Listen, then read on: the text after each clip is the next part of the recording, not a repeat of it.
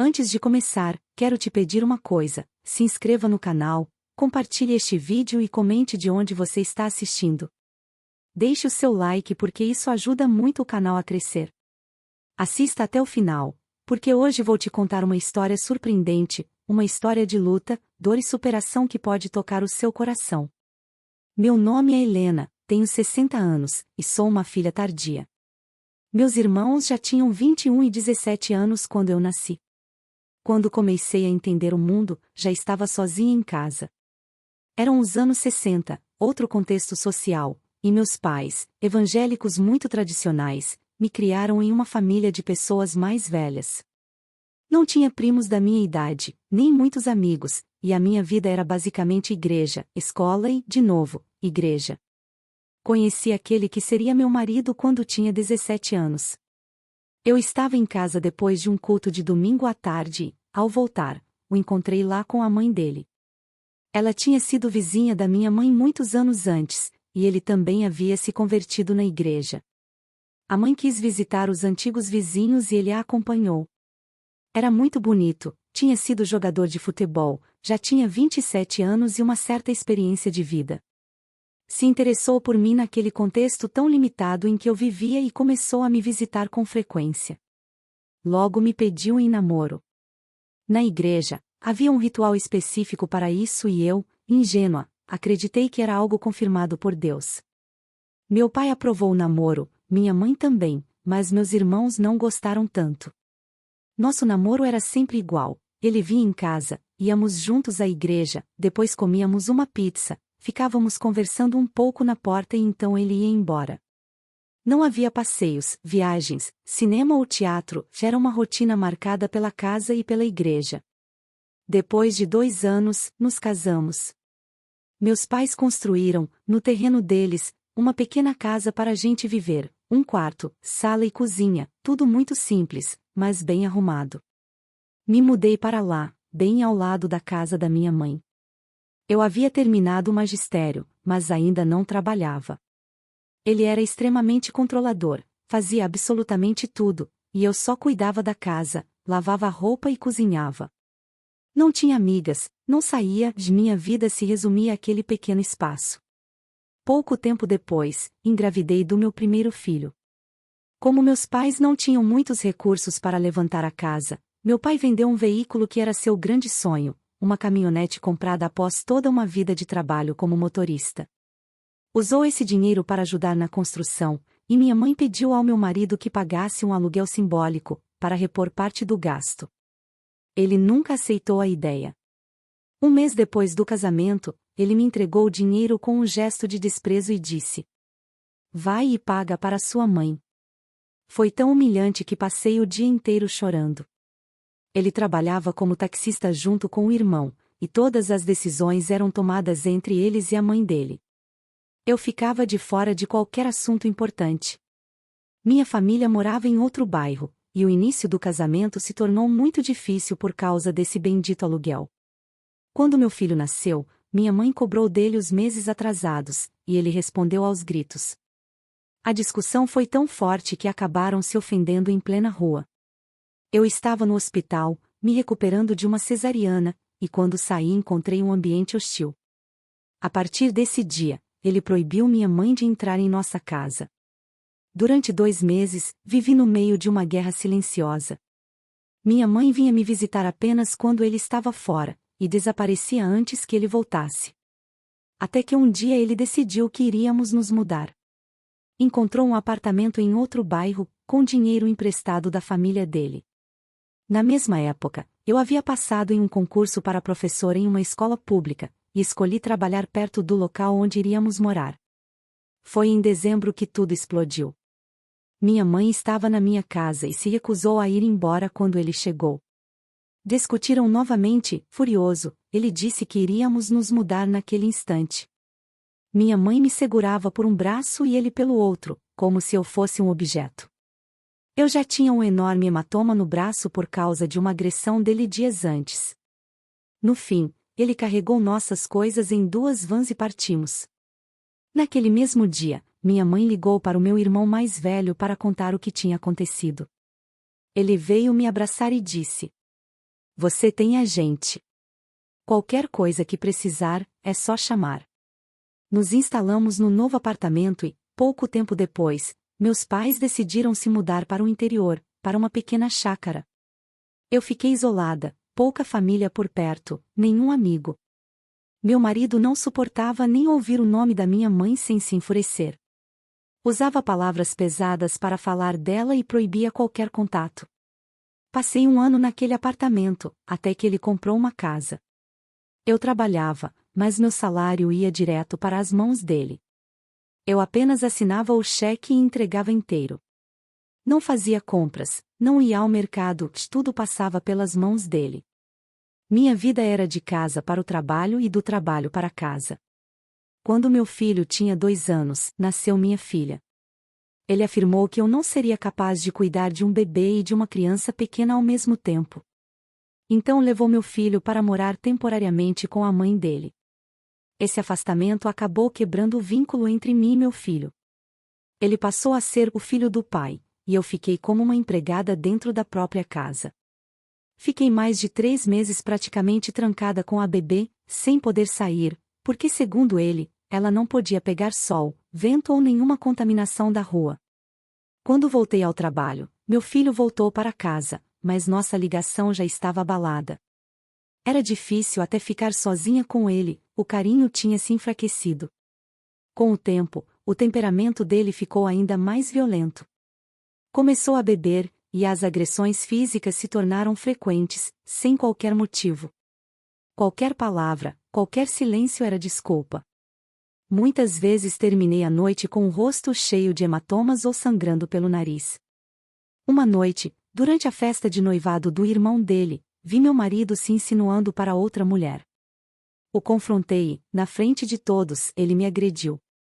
Voltamos para casa e ele continuou me batendo durante todo o caminho, enquanto sua família observava de dentro de outros carros. No dia seguinte, apareci no trabalho cheia de marcas. Inventei que tinha sofrido um acidente de carro para justificar as feridas. Como sempre, depois ele vinha com pequenas demonstrações de afeto e eu, confusa, aceitava, repetindo o ciclo. Minha filha ainda não tinha 2 anos quando meus pais decidiram passar as festas de fim de ano conosco. Jantamos juntos em minha casa, algo raro. No dia seguinte, fomos almoçar na casa da minha sogra.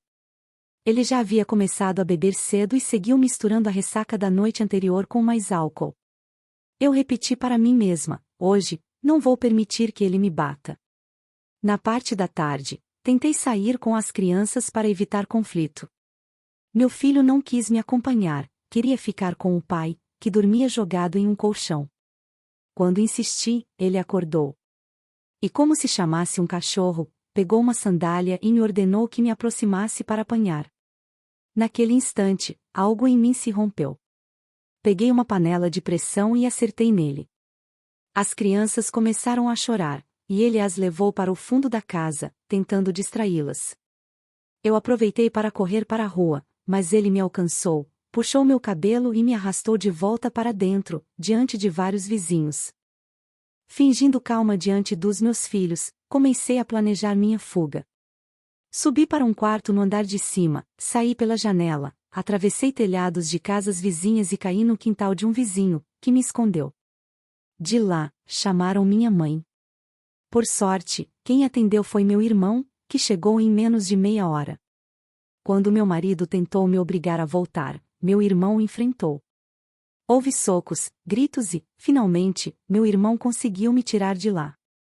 Fui levada para a casa de amigos dele, onde cheguei com o vestido rasgado, o rosto ferido e uma decisão tomada: eu não voltaria mais a permitir que ele me agredisse.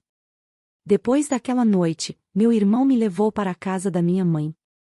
Ali fiquei por 18 dias. No começo, meu filho não quis vir comigo, não suportava se separar do pai. Com o tempo, acabou ficando também.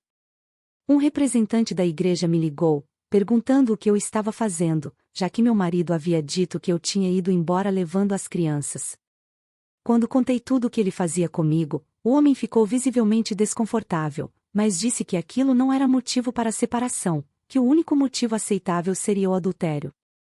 Dias depois, Fomos convocados para uma reunião com os anciãos da igreja. Rodeada de homens, relatei toda a minha dor. Eles ouviram também a versão dele. No fim, o veredito foi: você tem uma família, ele é seu marido, esse laço não pode ser rompido assim. Ele não cometeu adultério, então você deve voltar com ele. Foi humilhante. Principalmente porque minha filha, ainda de colo, estava incomodada com roupas velhas que causavam alergia em sua pele delicada. Ninguém parecia compreender que o meu problema era simplesmente sobreviver em paz. Apesar da oposição do meu irmão, que me dizia que ele poderia me matar, eu não tive forças para sustentar a separação. Acabei voltando para casa. Ele prometeu mudanças. Disse que iríamos juntos ao supermercado, que eu poderia escolher o que comprar. Mas esses gestos duraram poucos meses. Logo começou outro discurso, que nossos problemas existiam porque eu trabalhava, que isso me fazia me sentir superior a ele. A pressão foi tanta que acabei pedindo demissão da escola onde lecionava, um cargo público e estável. Pensei comigo mesma, de qualquer forma, nunca vejo o dinheiro, não fará diferença. E assim me tornei ainda mais vulnerável. Mas dentro de mim havia uma semente, uma força escondida em algum canto. Comecei a usar o telefone público para ligar para uma sobrinha quase da minha idade, que estudava psicologia. Enquanto meus filhos brincavam na calçada, eu conversava com ela, e suas palavras eram alimento para minha alma.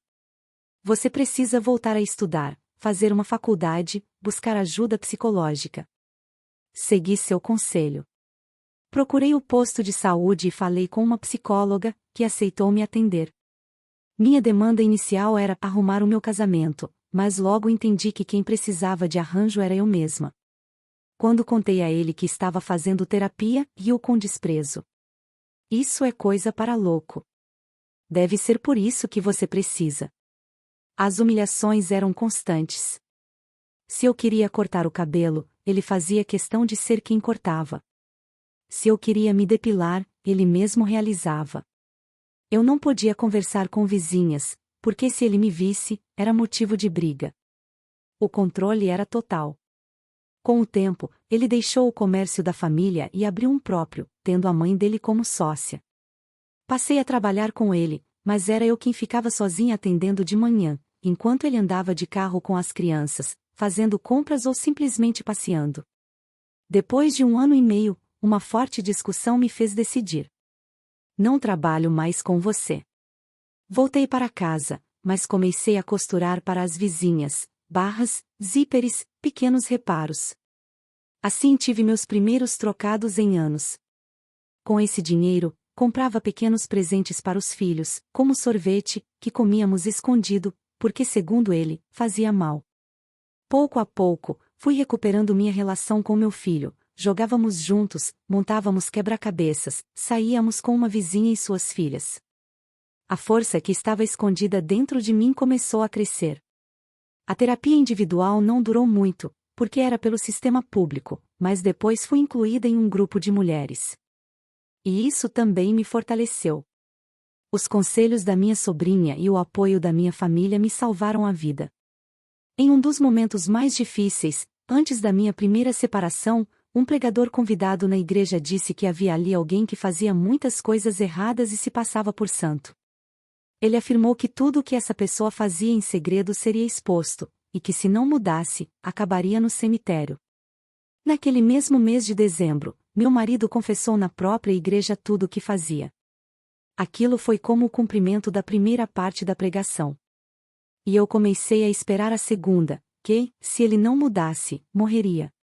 Durante anos, me agarrei a essa esperança. Na minha mente, a morte dele era a única forma de me libertar. Esperei 5 anos. Nesse tempo, ele bebia cada vez mais e já não trabalhávamos juntos. Eu continuava costurando para vizinhas, recuperava amizades, mas ele não morria. Foi então que ele encontrou outra maneira de me destruir, o desprezo. Já não me agredia fisicamente, mas me ignorava completamente. Entrava em casa, comia, saía sem me dirigir uma palavra. Não havia diálogo, não havia convivência. A violência psicológica me corroía mais do que os próprios golpes. Passei quase 2 anos nesse silêncio doloroso. Eu não tinha dinheiro suficiente, nem um plano claro para sair de vez com meus filhos. Até que um primo, a pedido da minha mãe, conversou com um político conhecido, que conseguiu para mim uma vaga de professor em uma escola estadual. Voltei a trabalhar em agosto. Em outubro, pedi o divórcio. Com tantos problemas acumulados, até mesmo os irmãos da igreja acabaram aceitando minha decisão, embora tenham me lembrado que, segundo a doutrina deles, eu não poderia me casar novamente. Consegui uma amiga advogada para me representar, enquanto ele contratou outro profissional. O divórcio saiu consensual. No tribunal, o juiz me perguntou: "A senhora tem certeza de que não quer pensão para si mesma?" Respondi que sim, que só queria a pensão das crianças. Afinal, nos registros oficiais, ele declarava apenas um salário mínimo, e qualquer pensão para mim seria irrisória. A sentença saiu em outubro, mas ele não saiu de casa. Continuava entrando e saindo como se nada tivesse acontecido. Aos poucos, foi levando roupas, móveis e até mesmo a minha câmera fotográfica, que eu tanto amava. Ele havia colocado os carros no nome de familiares e guardado dinheiro em contas que só descobri depois, mexendo escondido nos documentos dele. Passei meses nessa angústia. Em janeiro, ele apareceu para levar o telefone fixo, que na época era um bem muito valioso. Me recusei. Discutimos. Fui até a delegacia, mas zombaram de mim, dizendo que era assunto de casal. Chamei meus irmãos. Eles vieram e o enfrentaram. No fim, ele devolveu o telefone e meus irmãos trocaram as fechaduras da casa. Essa foi a última vez que ele tentou se impor. No mesmo mês, comemorei meu aniversário com uma festa em casa, a primeira em muitos anos. Meus irmãos, sobrinhos e amigos estavam presentes. Eu já trabalhava, as crianças estudavam, e minha vida começava a se recompor. Continuei costurando para aumentar minha renda e, 2 anos depois, consegui realizar um sonho antigo: comprar meu primeiro carro. Esse carro era mais que um bem material, era o símbolo da minha liberdade. Com ele, levava meus filhos para visitar minha mãe, fazia passeios e encontrava amigos. Mas a casa onde morávamos, que fazia parte de um programa habitacional popular, ainda era um ponto de controle dele. Ele passava por lá, espiava, como se ainda tivesse algum direito. Eu queria vender a casa para cortar qualquer laço, mas ele sempre criava obstáculos. Depois de muita luta, conseguimos chegar a um acordo. A casa foi trocada por um pequeno apartamento, que ficou no meu nome. Me mudei em um sábado, com a ajuda do meu irmão e de amigos. No domingo, levei meus pais para conhecer um novo lar e depois fomos à igreja. Quando saí, o carro tinha desaparecido. Havia sido roubado na porta.